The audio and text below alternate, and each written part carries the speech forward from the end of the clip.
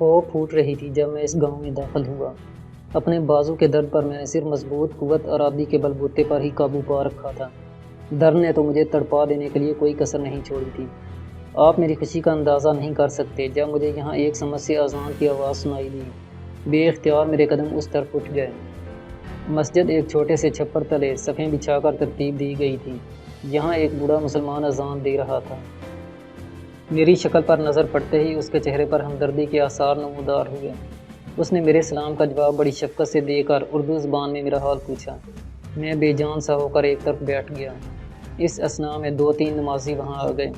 ان سب کے پاس میرے لیے ہمدردی تھی اور مجھے یہی درکار تھی۔ بنگال سے آئے ہو؟ ایک بزرگ نے دریافت کیا۔ میں نے اس بات میں سر ہلا دیا۔ گھبرانا نہیں، تم اپنوں میں اور محفوظ ہو۔ دوسرے بزرگ نے مجھے حوصلہ دیا۔ نماز سے فراغت پا کر وہ لوگ مجھے ایک مقامی حکیم کے پاس لے گئے۔ اس علاقے میں کسی ہسپتال یا ڈاکٹر کا تو تصور بھی نہیں کیا جا سکتا تھا۔ حکیم صاحب نے میرے زخم پر کچھ سفوف چھڑک کر ایک میلی سی پٹی باندھ دی اور کھانے کو کچھ گولیاں بھی دے دیں۔ ان لوگوں کی زبانی مجھے علم ہوا کہ جو لوگ بنگلہ دیش سے بھاگ کر آئے ہیں انہوں نے یہاں نزدیک ہی ایک قدرے بڑی مسجد میں کیمپ لگا رکھا ہے اور وہیں سے پھر آگے بھیراوا جانے کے لیے بس ملتی ہے جہاں سے کھٹمنڈو کو راستہ جاتا ہے۔ میں ایک نوجوان کی رہنمائی میں اس طرف چل دیا۔ روانہ ہونے سے پہلے ایک بزرگ نے مجھے اپنے گھر لے جا کر ناشتہ کروایا۔ یہ نوجوان ان کا بیٹا تھا۔ اس کے ساتھ روانہ کرنے سے پہلے انہوں نے مجھے ایک کونے میں لے جا کر کہا، بیٹا، ایک مسلمان ہونے کے ناطے ہمیں تمہاری جو خدمت کرنی چاہیے، افسوس نہیں کر سکتے۔ مشرقی پاکستان صرف پاکستان کا نہیں عالمی اسلام کا دکھ ہے۔ ہمارے دل بھی اس پر خون کے آنسو رو رہے ہیں۔ بیٹا، بظاہر تو اس ملک میں تم محفوظ ہو، لیکن خیال رکھنا کہ یہاں بھارتی انٹیلیجنس کا جال بچھا ہوا ہے۔ کسی پر آنکھیں بند کر کے اعتبار نہ کرنا۔ خدا تمہارا حامی و ناصر ہو۔ میں نے ان کا شکریہ ادا کیا اور دل میں ان کے لیے عقیدت و احترام کے جذبات لیے چل دیا۔ قریباً 5 میل کی دوری پر وہ مسجد تھی جسے اب پناہ گزینوں کے کیمپ کی حیثیت حاصل ہو چکی تھی۔ میں دل ہی دل میں معظم اور عظمیٰ کے یہاں مل جانے کی دعائیں مانگتا اس طرف جا رہا تھا۔ کیمپ سے کچھ فاصلے پر مجھے کچھ آدمی باہر ایک نالے کے نزدیک کھڑے دکھائی دیے۔ معظم! اچانک ایک شکل دیکھ کر میرے منہ سے بے اختیار چیخ نکل گئی۔ معظم بھاگتا ہوا مجھ تک پہنچا اور بغل گیر ہو گیا۔ اس نے بے چینی سے میرا حال دریافت کیا اور میں نے معمولی زخم کہہ کر اسے ٹال دیا۔ عظمیٰ کہاں ہے؟ میں نے بے قراری کے عالم میں ہم دونوں اب مسجد کے صحن تک پہنچ گئے تھے۔ معظم نے میری طرف زخمی نظریں اٹھائی اور بولا، میرے پاس تمہیں سنانے کے لیے کوئی اچھی خبر نہیں ہے۔ اس کے منہ سے نکلے الفاظ برچھی کی طرح میرے کلیجے میں اتر رہے تھے۔ میں تصویر حیرت بنا ٹکر ٹکر معظم کی طرف دیکھ رہا تھا۔ نہ جانے کس طاقت نے میری آنکھیں کھلی اور ذہن بیدار رکھا ہوا تھا، ورنہ تو میری تمام حسیات کو ایک ایک کر کے موت آ چکی تھی۔ جو بات وہ کہنے جا رہا تھا میں نے اس کا ادراک کر لیا۔ ایک فوجی کی حیثیت سے میں ذہنی طور پر اس کی بات سننے کے لیے تیار بھی تھا، لیکن آج بھی حیرت ہوتی ہے کہ میں اس خبر کو سن کر زندہ کیسے رہا۔ کاش زندہ رہنا یا مر جانا کوئی اختیاری عمل ہوتا۔ مجھے افسوس ہے ہم تمہاری امانت کی رکھوالی نہ کر سکے۔ معظم کی آنکھیں کہیں دور خلاؤں میں گمشدہ لمحہ تلاش کر رہی ہیں۔ اسے دراصل ابھی تک یہ اندوہناک حادثہ جو میرا نصیبہ بن چکا تھا مجھ تک منتقل کرنے کے لیے مناسب الفاظ نہیں مل رہے تھے۔ اصل میں جس طرح زمین کو اپنے مدار زمین اور ماحول کا جزلانو ہو کر رہ جاتے ہیں، وہ اپنی اصل سے ہٹ نہیں سکتے کہ اس طرح وقت کی نبضیں ساکت ہو جاتی ہیں۔ ان کے بغیر اس ماحول کو موت آ جاتی ہے۔ بس اس طرح تھی عظمیٰ۔ بہت مضبوط بندھنوں نے جکڑ رکھا تھا اسے۔ اس نے دم رخصت مجھ سے کہا تھا، کوئی اپنے نظریے سے کٹ کر کیسے زندہ رہ سکتا ہے؟ یہ کیسے ممکن ہے کہ کسی کا جسم یہاں ہو اور روح کہیں اور؟ نہیں، یہ سب لوگ جذباتی پن کا شکار ہیں۔ انہیں بہت جلد ہوش آ جائے گا، تب نفرت کی یہی شدت محبت میں بدل جائے گی۔ تم مایوس نہ ہونا جس طرح میں مایوس نہیں ہوئی۔ دیکھو میرا دکھ کتنا بڑا ہے۔ مجھے اپنے والدین کے خلاف، ان کے خلاف جنہوں نے مجھے جنم دیا، جنگ لڑنا پڑی۔ یہ نظریے کی صداقت کی سب سے بڑی دلیل ہے۔ تم تو خوش قسمت ہو کہ سچائی کے راستے پر اکیلے نہیں، تمہارے سب لوگ تمہارے ساتھ ہیں۔ تمہاری ماں کی بہن پر اکیلے نہیں، تمہارے سب لوگ تمہارے ساتھ ہیں۔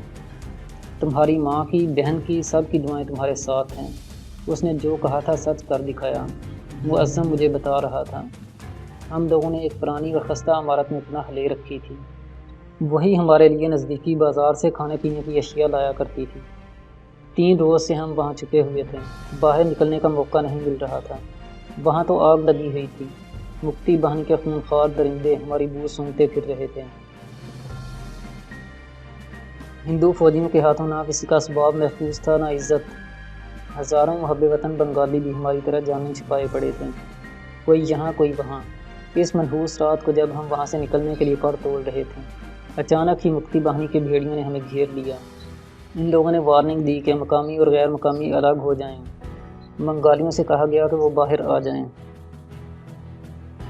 ہمارے ساتھ 15 بنگالی مرد اور عورتیں تھیں۔ سب الگ ایک ایک کر کے باہر نکل گئے، لیکن اتنا کہہ کر معظم چپ ہو رہا۔ اس کی آنکھیں کسی بھی لمحے چھلک جانے کو تیار تھیں۔ یوں دکھائی پڑتا تھا جیسے اس نے بڑے جبر سے آنسوؤں کے تیز دھارے کے سامنے ضبط کا بند باندھ رکھا ہو، لیکن ہزار ضبط پر بھی اس کا گلا رند گیا۔ شیر افغن یار وہ بڑی عجیب لڑکی تھی، بڑی بہادر لڑکی تھی، ہم سے زیادہ۔ اس نے باہر جانے سے انکار کر دیا۔ مصلحت کوش تو تھی ہی نہیں وہ۔ میں نے اسے حالات کی نزاکت کا احساس دلایا، اسے سمجھایا کہ وہ اپنی جان بچا سکتی ہے، ہمارے ساتھ رہنے پر سوائے موت کے اور کچھ نہیں ملنے والا اسے۔ لیکن اس نے ہماری ایک نہیں سنی، وہ ایک ہی بات کہتی رہی۔ اس نے مجھ سے کہا تھا، معظم بھائی، میں نے سب کچھ کھو کر ایک شناخت اپنائی ہے، مسلمان اور پاکستانی کی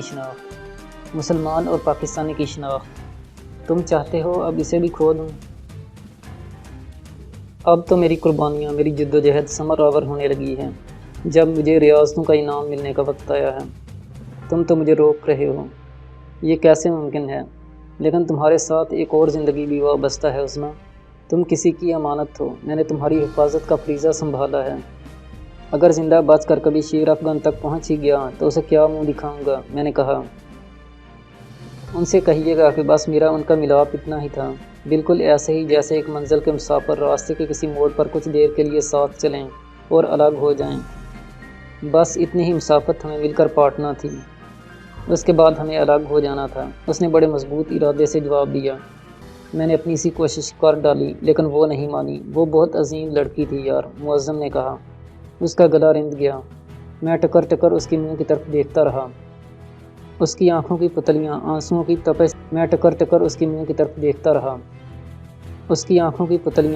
کی تپش سے سلگنے لگی تھیں۔ ضبط کا یارہ نہیں رہا تھا اس میں۔ آنسو اس کے گالوں سے بہہ کر اس کے دامن کو بھگو رہے تھے، لیکن مجھے تو جیسے سکتہ ہو گیا تھا۔ ہاں، اس نے آخری لمحے مجھ سے درخواست کی تھی کہ یہ خط کسی طرح تم تک پہنچا دوں۔ یہ کہتے ہوئے اس نے اپنی جیب سے ایک بوسیدہ سا لفافہ نکال کر مجھے تھما دیا۔ میں نے کسی مکان کی عمل کے تابع وہ لفافہ اپنے ہاتھ میں تھام لیا۔ شیر افغن، معاف کر دینا یار، بہت کوشش پر بھی اسے بچا نہیں سکا۔ ہمارے پاس صرف ایک پستول تھا۔ ہم 6 آدمی اور 3 عورتیں رات کے اندھیرے میں مکان کے پچھلے دروازے سے باہر نکلے۔ میرے تمام ساتھی جانتے تھے کہ گرفتاری کی صورت میں انہیں ایک ذلت امیز موت کا سامنا کرنا پڑے گا، بصورت دیگر بھی موت تھی، لیکن اس لمحے عظمیٰ نے ہمارے دلوں میں آگ لگا دی تھی۔ وہاں کوئی بھی ذلت امیز موت کو گلے لگانے کے لیے تیار نہیں تھا۔ ہم نے اس سے پہلے مشرقی پاکستان کی غور و غفن لاشیں جس عبرتناک حالت میں دیکھے تھے، اس کے بعد تو یوں ہی زندہ رہنے کی خواہش دم توڑ چکی تھی۔ منصوبہ بنا کر پہلے عورتیں باہر نکلیں، پھر مرد، سب سے آخر میں مجھے باہر جانا تھا۔ میرے اندازے کے مطابق مکان کی یہ سمت محفوظ تھی اور ہم اندھیرے کا فائدہ اٹھا کر باہر نکل سکتے تھے۔ ایک دوسرے کو خدا کے حوالے کر کے ہم ایک ایک کر کے الوداع ہو رہے تھے۔ ابھی 2 عورتیں ہی باہر نکلی تھی کہ فائرنگ شروع ہو گئی۔ میں بے قراری کے عالم میں باہر لپکا اور باہر نکلتی عظمیٰ کا بازو پکڑ کر ایک طرف چھلانگ لگائی۔ فائرنگ کی سمت کا اندازہ نہیں ہو پا رہا تھا، شاید کوئی بدمست مکتی باہنی کا درندہ اندھادھند فائرنگ کر رہا تھا۔ میں عظمیٰ کا بازو پکڑ کر بھاگ رہا تھا۔ وہ مشکل چند گز ہی بھاگے تھے کہ اس کے منہ سے کرہ نکلی، اس کے ساتھ ہی اس کا بدن ڈگمگایا۔ میرے سنبھالتے سنبھالتے وہ زمین بوس ہو گئی تھی۔ شیر افغن، میں نے جھک کر دیکھا، اس کے سینے میں پورا بریسٹ لگا تھا، اس کے منہ سے اللہ پاکستان ہی نکل پایا، اور معظم کے حلق کو موت آ گئی۔ اس کے بعد وہ کچھ نہ کہہ سکا اور سسکیاں بھرنے لگا۔ مجھے زندگی کا احساس ان گرم آنسوؤں نے دلایا جو اب میرے گالوں سے پھسل کر میرا دامن تار کرنے لگے تھے۔ مجھے اپنے قدم زمین سے اکھڑتے محسوس ہو رہے تھے۔ بازو کا درد جانے کہاں غائب ہو گیا تھا۔ مجھے اپنے بدن سے جان نکلتی محسوس ہو رہی تھی۔ بالکل یوں لگتا تھا جیسے میں آہستہ آہستہ مر رہا ہوں، اس دم توڑتے پرندے کی طرح جو پیاس کے ہاتھوں تڑپ تڑپ کر جان دے دیتا ہے، یا پھر اس مریض کی طرح جس کا چراغ سحری کسی بھی لمحے گل ہونے والا ہو۔ میں بے دم سا ہو کر وہیں مسجد کی دیوار سے ٹیک لگا کر بیٹھ گیا۔ عظمیٰ کا آخری خط میرے ہاتھ میں منجمد ہو کر رہ گیا تھا۔ ہم دونوں رونے لگے۔ اس لمحے دونوں ایک ہی درد کا شکار تھے۔ ہمارا دکھ مشترک تھا۔ اس سے آگے کی کہانی معظم نے مجھے نہیں سنائی، نہ ہی میں نے ایسی خواہش کی۔ ہم دونوں یہ سمجھتے تھے کہ انجام یہی تھا۔ جو کچھ بھی تھا اس سے پہلے تھا، اس کے بعد نہیں۔ میں نے زندگی بچانے کے لیے جو جو دکھ جھیلے تھے، غارت گئے۔ مجھے زندگی، اپنا آپ اور وہ سب کچھ جو یہاں موجود تھا، بے وقت دکھائی پڑتا تھا۔ پھر جیسے مجھے یہ سوچ کر صبر آ گیا کہ میں شاید عظمیٰ کے لائق تھا ہی نہیں۔ وہ تو میری سوچوں سے بہت آگے، بہت عظیم تھی، جیسے وہ اس دنیا کی مخلوق تھی ہی نہیں۔ وہ تو کسی اور دنیا سے سفر پر نکلی تھی، راستہ بھول کر میری دنیا میں آ گئی، اور جو ہی راستہ اسے ملا لوٹ گئی۔ اس کا کہا ایک ایک لفظ میرے ذہن میں دھماکے پیدا کر رہا تھا۔ اسے مرتے وقت بھی پاکستان اور خدا ہی یاد تھا اور کچھ نہیں، حالانکہ اسے تو اپنی ماں کو یاد کرنا چاہیے تھا۔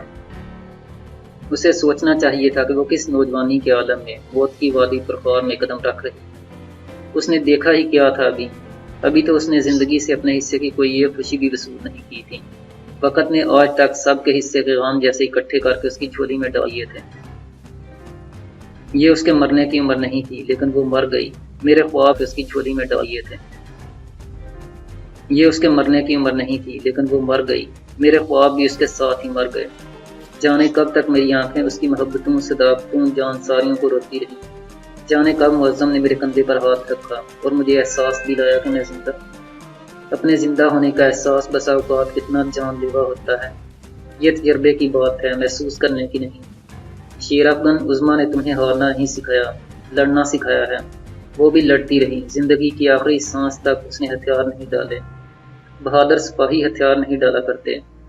شیر افغان، یار بزدل نہ ہو جانا، اس کی روح کو شرمندگی اٹھانی پڑے گی۔ جانے وہ کیا کیا کہتا رہا۔ میں ہونٹوں کی طرح ایک ٹک اس کے منہ کی طرف دیکھے جا رہا تھا۔ عظمیٰ کا ذکر کرتے ہوئے ایک مقدس سی سنجیدگی اس کے چہرے پر طاری ہو جاتی تھی۔ وہ مجھے بازو سے پکڑ کر باہر لے آیا۔ میرے بازو میں مشکل رہنے والا درد غائب ہو چکی تھا۔ بس میں کسی معمول کی طرح اس کے اشاروں پر عمل کر رہا تھا۔ چلو باہر چلتے ہیں۔ معظم نے میرے کندھے پر ہاتھ رکھا۔ ہم دونوں باہر آ گئے۔ ہمارے دائیں بائیں مظلوم اور نارسید چہرے اپنے اپنے روگ، اپنے اپنے اندر پالے ڈھیر کی شکل میں دیواروں سے ٹیک لگائے یا پھر نڈھال ہو کر نیم بے ہوش یا مدہوشی کے عالم میں موجود تھے۔ کسی نے میری طرف دیکھا یا نہیں، مجھے اس کا احساس ہی نہیں تھا۔ ہم دونوں مسجد سے دور نکل گئے۔ ایک قدرے محفوظ گوشہ نظر آنے پر میں نے معظم سے کہا، مجھے اکیلا چھوڑ دو۔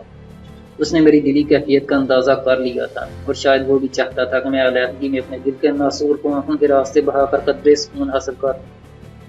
جلدی آنا، ہمیں زیادہ دیر ٹھہرنا نہیں چاہیے۔ عام سویلین کی بات اور ہے، یہاں بھارتی انٹیلیجنس کے لوگ بہرحال موجود ہیں اور کسی بھی وقت کچھ بھی ممکن ہے۔ میں نے ابھی تک خود کو سول ہی ظاہر کیا ہے، معظم نے مجھے تاکید کی۔ معظم میری طرف دیکھے بغیر مسجد کی طرف لوٹ گیا۔ میں نے بے قراری سے لفافہ چاک کیا۔ عظمیٰ کی تحریر میرے سامنے تھی۔ ایک ایک لفظ اس نے اپنے خون دل میں انگلیاں ڈبو کر لکھا تھا۔ اس تحریر کو دیکھ کر کوئی بھی کہہ سکتا تھا کہ یہ سیاہی سے نہیں، خون جگر سے لکھی ہے۔ اس نے لکھا تھا، شیر افغان، ہم ڈھاکہ سے نکل آئے ہیں، لیکن معظم بھائی کی لاکھ تسلیوں کے باوجود میں نہیں سمجھتی کہ ہم لوگ بچ کر نیپال پہنچ پائیں گے۔ یہ خط تمہیں میری زندگی میں موصول نہیں ہوگا، صرف مرنے پر ہی مل سکے گا۔ خدا کرے معظم بھائی کسی طرح تم تک پہنچ جائیں۔ مجھے علم ہے تم اپنے ارادوں میں چٹان کی طرح اٹل اور مضبوط ہو، اور سارے بھارت کی فوج مل کر بھی تمہارا راستہ نہیں روک سکتی۔ تم ضرور نیپال پہنچو گے۔ پیارے کپتان، حالات کا دھارا اتنی تیزی سے بہا کہ ہم سب کو، ہماری آرزوؤں، تمناؤں کو بھی اپنے ساتھ تہس نہس کر گیا۔ مجھے زندگی نے کبھی اتنی مہلت ہی نہیں دی کہ میں کھل کر اپنی محبت کا اقرار بھی کر سکوں۔ بس یہی ایک بوجھ دل پہ لے کر جا رہی۔ میں جانتی ہوں کہ تم صرف کمانڈو نہیں، ایک درد دل رکھنے والے انسان بھی ہو۔ شاید تم نے میرے اندر موجود عظمیٰ کو بھی جھانک کر دیکھ لیا تھا، اس کالج کی لڑکی کو جو پہلی ہی ملاقات میں تمہیں اپنے دل میں وہ مقام دینے لگی تھی جو عورت زندگی میں ایک ہی مرتبہ کسی کو دیا کرتی ہے۔ شیر افغان، ان حالات میں جب میرے چاروں طرف اندھیرے کے سیاہ ناگ پھن پھیلائے مجھے ڈسنے کو موجود تھے، میرے پاس اگر اجالے کی کوئی کرن موجود تھی تو وہ تمہاری محبت کی مشعل، جسے میں نے اپنے دل کے معبد میں پہلے ہی روز روشن کر لیا تھا۔ میں نے تمہیں اتنا ہی چاہا جتنا کوئی کسی کو چاہے گا۔ کئی مرتبہ جی میں آیا کہ کھل کر اپنے جذبات کا اظہار کر دوں، لیکن میں کبھی تمہارے فرائض کی راہ میں اپنی محبت کی زنجیر نہیں بچھانا چاہتی تھی۔ میں نے کبھی خود کو اپنے وطن سے، اپنی زمین سے الگ جانا ہی نہیں۔ تم بھی اسی زمین اور ملک کی محبت کے حوالے سے میرا حوالہ بنے تھے۔ جب زمین اور ملک ہی چھن گیا، جب بنیاد ہی ختم ہو گئی، تو پھر باقی کیا رہ جاتا ہے؟ میرے محبوب میں اصل میں 16 دسمبر ہی کو مر گئی تھی۔ میں نے اس کے بعد کبھی جینے کی خواہش ہی نہیں کی، میں جی ہی نہیں سکتی تھی۔ میری جڑیں اس مٹی میں بہت گہری ہیں، کوئی درخت یا پودا اپنی جڑوں سے کٹ کر زندہ نہیں رہتا۔ مجھے افسوس ہے تمہیں بہت دکھ دے کر اس دنیا سے جا رہی ہوں، لیکن میرا ضمیر مطمئن ہے کہ قیامت کے روز میرا شمار غداروں کے ساتھ میں اٹھنے والوں میں نہیں ہوگا۔ مجھے فخر ہے کہ میں اسلام اور پاکستان کے لیے زندہ رہی اور پھر مر گئی۔ شیر افغان، میری جدائی تم پر بہت شاد گزرے گی، لیکن اسے کبھی زندگی کا روگ نہ بنانا۔ میری محبت کی لاج نبھانے کی سب سے بہتر صورت یہی ہے کہ جس ویژن اور نظریے کے لیے میں جان دے رہی ہوں وہ مشعل روشن رہے، اسے کبھی بجھنے نہ دینا۔ دشمن ایسٹ پاکستان پر بس نہیں کرے گا، اس کے عزائم بہت بھیانک ہیں۔ ابھی اس سانپ نے اپنا ایک ہی بل کھولا ہے اور جسدے ملی پر مارا ہے، وہ ہمیں اور ڈسے گا، اس کا زہر ابھی اور پھیلے گا۔ شیر افغان، تم میری قوم کی رگوں میں اس زہر کو کبھی نہ پھیلنے دینا، اس کا کوئی نہ کوئی تریاق ضرور تلاش کر لینا۔ دشمن نے ہمیں یہاں بھی نااتفاقی کے تیر سے شکار کیا ہے، آئندہ بھی وہ صوبائی اور لسانی عصبیت کا زہر ہماری رگوں میں کھولے گا۔ شیر افغان، خدا کے لیے میری قوم کو ابھی اس موضوع کے دام تصویر میں نہ پھنسنے دینا۔ پاکستان کے مسلمانوں کو بتاتے رہنا کہ ہماری بقا سندھی، پنجابی، بلوچ اور بنگالی میں نہیں، صرف پاکستانی رہنے میں ہے۔ ہم سب پاکستان سے ہیں، اول و آخر ہماری امید صرف پاکستان ہے اور کچھ نہیں۔ میری قوم کے لوگوں تک پاکستان کی بقا پر مر مٹنے والی ایک ناتوان لڑکی کی یہ فریاد ضرور پہنچا دینا کہ قوموں کی بقا جھک جانے میں نہیں، کٹ جانے میں ہے۔ میں نے مر کر اپنی قوموں کو یہی پیغام دینا چاہا ہے۔ شیر افغان، میری دعا ہے تم بخیریت اپنے وطن لوٹو۔ ماں جی سے میرا سلام کہنا، پاکستان کی فضاؤں، پہاڑوں، ندی نالوں اور شاہراہوں کو میرا سلام کہنا۔ خدا پاکستان کو سلامت رکھے۔ یہی ہے ایک مرنے والے کی اپنے ملک کے لیے آخری دعا۔ وقت کم ہے، ہمیں فوراً یہاں سے نکلنا ہے۔ اتفاق سے یہ قلم کاغذ ہاتھ لگ گیا تھا۔ خدا سے دعا ہے اگر میں مر جاؤں تو میرا پیغام تم تک ضرور پہنچ جائے۔ تمہاری عظما۔ میں خط پڑھ رہا تھا اور میری آنکھیں عظما کی محبتوں اور عظمتوں کے حضور میں خون دھو کر اپنا خراج عقیدت گزار رہی تھیں۔ وہ زندہ رہ کر تو عظیم تھی ہی، مر کر عظمت کی بلندیوں کو پا گئی۔ اس نے مرتے مرتے بھی اپنا فرض نہیں بھلایا تھا۔ اس خط میں عظما نے اپنے بچھڑ جانے والی، کھو جانے والی، چھن جانے والی محبت کا ماتم نہیں کیا تھا۔ اسے زندگی کے آخری لمحات میں بھی اپنے ملک کی سلامتی کی فکر دامن گیر تھی۔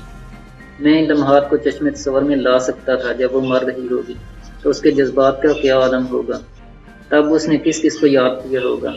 میں محسوس کر سکتا تھا کہ زندگی کے ان آخری لمحات میں بھی اسے سلامتی کی فکر ہی دامن گیر رہی ہوگی۔ میں نے نہایت عقیدت سے خط کو تہہ کر کے اپنی جیب میں رکھ لیا اور مسجد میں لوٹ آیا، جہاں معظم بے چینی سے میرا منتظر تھا۔ عظما کا خط پڑھنے کے بعد مجھے قرار سا آ گیا، دل کی بے کلی قدرے کم پڑ گئی تھی۔ ہم نے مغرب کی نماز اکٹھے ادا کی، رات کو مسجد ہی کے کونے میں لیٹ رہے۔ ہماری طرح اور بھی بہت سے بد نصیب یہاں موجود تھے۔ بازو کے زخم نے ایک مرتبہ پھر مجھے تڑپانا شروع کر دیا۔ میں بیاپت ذہنی اور جسمانی عذاب کا شکار تھا۔ اپنی بے بسی پر خود مجھے رحم آنے لگا تھا۔ یہاں دور دور تک کوئی ڈسپینسری بھی موجود نہیں تھی۔ مجھے امید نہیں تھی کہ کبھی اپنے بازو کو اصلی شکل میں دیکھ پاؤں گا۔ معظم سے زیادہ میرے درد کو اور کون محسوس کر سکتا تھا۔ میرے ساتھ وہ بھی تڑپ رہا تھا۔ نہ تو یہاں ہم ڈھنگ سے مرہم پٹی کر سکتے تھے، نہ ہی کوئی ادویات میسر تھی، اور نزدیک ترین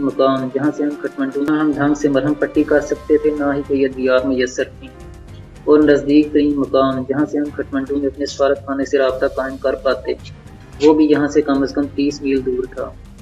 حقائق کی تلخ دنیا میں لوٹتے ہی مجھ پر پہلا انکشاف یہ ہوا کہ میں ایک بھگوڑا جنگی قیدی ہوں، جس کے ہاتھوں متعدد بھارتی سورماؤں نے زندگی سے ہاتھ دھوئے ہیں۔ میرا شمار پہلے ہی خطرناک قیدیوں میں ہوتا تھا، اب میرے جرائم کی فہرست مزید طویل ہو گئی تھی، اور اگر بھارتی ملٹری انٹیلیجنس کو یہ علم ہو جاتا کہ میں نیپال کی سرحد میں موجود ہوں تو وہ مجھے کبھی بھی بچ کر نہ جانے دیتے۔ میں نے بھارتی فوج کا غرور توڑا تھا، اور یہ کوئی قابل معافی جرم نہ تھا۔ اس جھگمٹے میں بھارتی انٹیلیجنس کے لوگ بھی موجود تھے، مجھے اس بات کا بخوبی اندازہ تھا، اور یہ لوگ مظلوم اور ستم رسیدہ مہاجرین کی شکل میں ہی یہاں قیام کیے ہوئے تھے۔ ان کا مقصد صرف یہی تھا کہ مجھ جیسے لوگوں کو، ظاہر تو سب نے ستم رسیدہ شکلیں بنا رکھی تھیں، لیکن میں مظلومیت کے اس نقاب کے عقب میں چھپے ان کے اصلی چہرے پہچان سکتا تھا۔ میں نے پہلے سے تیار کردہ من گھڑت کہانی تینوں کے گوشت گزار کر دی تھی۔ اس کہانی کے مطابق میں ایک ٹھیکیدار کا منشی تھا، میرا مالک مکتی بہانی والوں نے مار دیا تھا، لیکن مجھے بے ضرر جان کر اذیتیں دے کر پھینک گئے۔ اپنی دانش میں انہوں نے مجھے مار ڈالا تھا، لیکن میں کسی نہ کسی طرح بچ کر نکل گیا اور دھکے کھاتا یہاں تک آن پہنچا ہوں۔ ہمیں کھٹمنڈو جانے کے لیے پہلے بھیراوا جانا تھا، جہاں سے ہوائی سروس میسر تھی۔ یہاں سے بھیراوا پہنچنے کے لیے دن بھر میں ایک آدھ گاڑی ہی چلا کرتی تھی، جس کے آثار دور دور تک دکھائی نہیں دیتے تھے۔ میرے پاس موجود کرنسی نے ہمارے مسائل تو قدرے حل کر دیے تھے، لیکن سوال یہ پیدا ہوا کہ ہم بھیراوا کیسے پہنچیں گے، جہاں سے ایک چھوٹے جہاز کے ذریعے ہمیں کھٹمنڈو جانا تھا، اور وہاں اپنے سفارت خانے کے توسط سے پھر اپنے ملک کو سفر کرنا تھا۔ کھٹمنڈو جانا تھا اور وہاں اپنے سفارت خانے کے توسط سے پھر اپنے ملک کو سفر کرنا تھا۔ اگر ہم کسی سفاری کے انتظار میں ایک آدھ دن اور یہاں گزارتے تو میرا زخم پھر کبھی قابل اصلاح نہ رہتا، اور عین ممکن تھا یہ زہر سارے جسم میں پھیل جاتا۔ صبح تک ہم دونوں کروٹیں بدلتے رہے۔ اس بات کا خطرہ بھی موجود تھا کہ سوتے میں کوئی ہماری جیبوں پر ہاتھ صاف نہ کر جائے۔ یہاں موجود تمام لوگ مہاجر نہیں تھے، کچھ جرائم پیشہ چہرے بھی نظر آ رہے تھے جو لٹ پٹ کر آنے والوں کی رہی سہی پونجی پر ہاتھ صاف کر رہے تھے۔ علی صبح ہماری آنکھ موٹر سائیکل کے انجن کے شور پر کھلی۔ ہم دونوں بخوبی اندازہ لگا سکتے تھے کہ یہ آرمی کی موٹر سائیکل ہے۔ ایسے علاقوں میں عموماً موٹر سائیکلوں سے بار برداری کا کام دیا جاتا تھا۔ معظم کی آنکھوں میں شک کے سائے لہرا رہے تھے، خود میری حالت بھی اس سے الگ نہیں تھی۔ اس کے لمبے تڑنگے قد کاٹ نے شاید یہاں کسی کو شک میں مبتلا کر دیا تھا، اور اب وہ لوگ کچھ کر گزرنے کا ارادہ دونوں کے ذہن میں یک بارگی آیا۔ ابھی سپیدہ سحر نمودار ہی ہوا تھا اور فجر کی اذان بھی نہیں ہوئی تھی۔ معظم کا چہرہ میری طرف تھا اور ہم دونوں ایک دوسرے کی طرف استفہامیہ نظروں میں دیکھ رہے تھے۔ میں نے دل ہی دل میں ایک فیصلہ کر لیا تھا، کچھ کر گزرنے کا فیصلہ۔ گو کہ میری جسمانی حالت اب اس قابل نہیں رہ گئی تھی کہ کچھ کر پاتا، لیکن بزدلوں کی طرح مرنے پر میں ہزار بار لعنت بھیجتا تھا۔ موٹر سائیکل کی آواز بند ہو گئی۔ ہم نے اپنے نزدیک ہی کمبل اوڑھ کر لیٹے ہوئے اس شخص کو اٹھ کر باہر جاتے ہوئے دیکھا جس نے آج میرا بڑا تفصیلی جائزہ لیا تھا، اور جو پچھلے 3 روز سے معظم کے ساتھ بڑی دوستی کی پینگیں بڑھا رہا تھا۔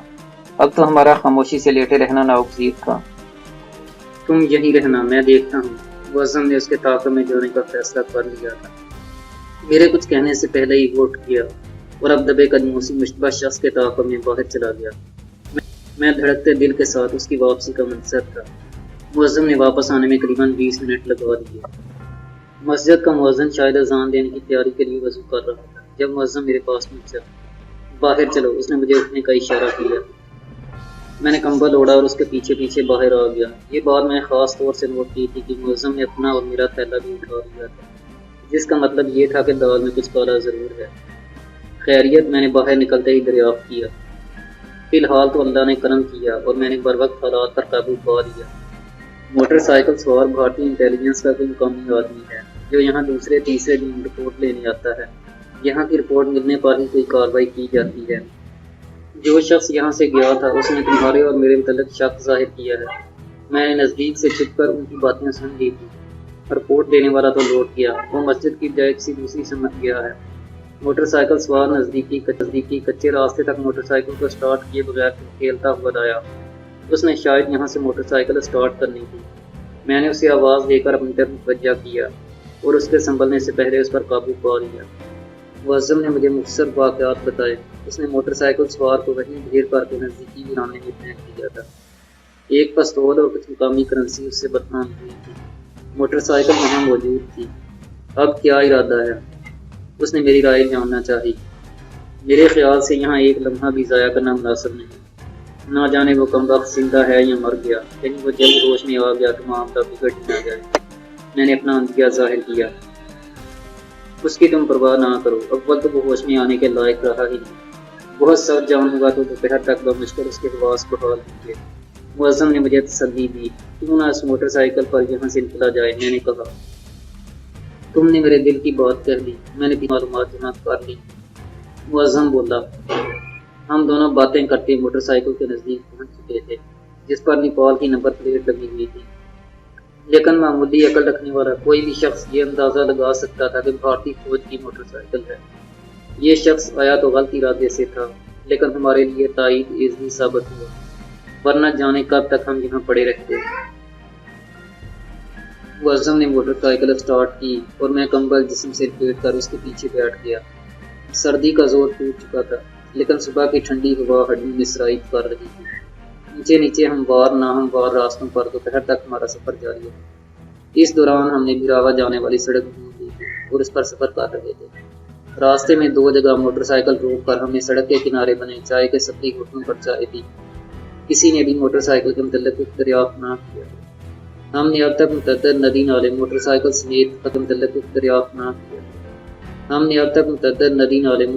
سمیت خطرہ مول لے کر عبور کیے تھے اور راستے میں کئی جگہ مقامی باشندوں سے بھراوا کی سمت کی دریافت کی۔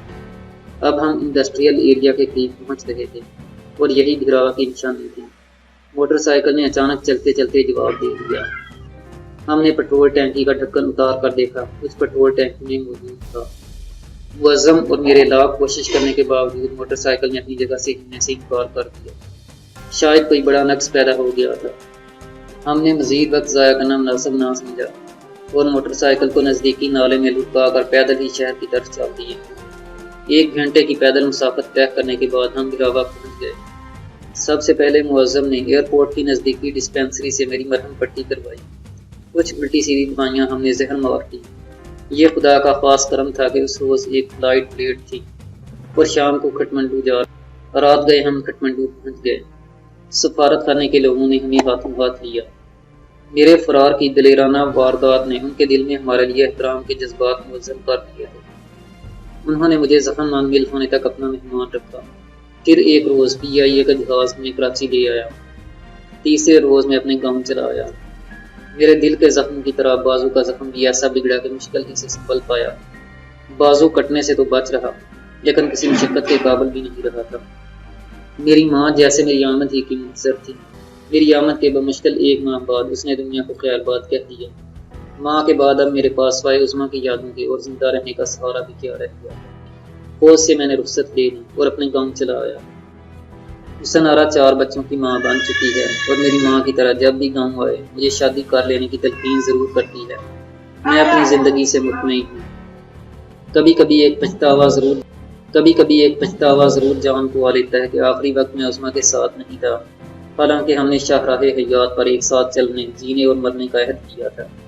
عظمیٰ نے اس عہد کی پاسداری کی، میں اس عہد کی پاسداری کر رہا ہوں۔ کوئی مر کر عہد کی پاسداری کرتا ہے اور کوئی جی کر۔ میں جانتا ہوں عظمیٰ سے اس دنیا میں ملاقات ممکن نہیں۔ انسان مر جائے تو اس سے متعلق رشتے بھی مر جاتے ہیں، لیکن یادیں کبھی نہیں مرتی، مناظر ہمیشہ زندہ رہتے ہیں، کبھی عظمیٰ کی صورت میں، کبھی اذیت ناک ماضی کے روپ۔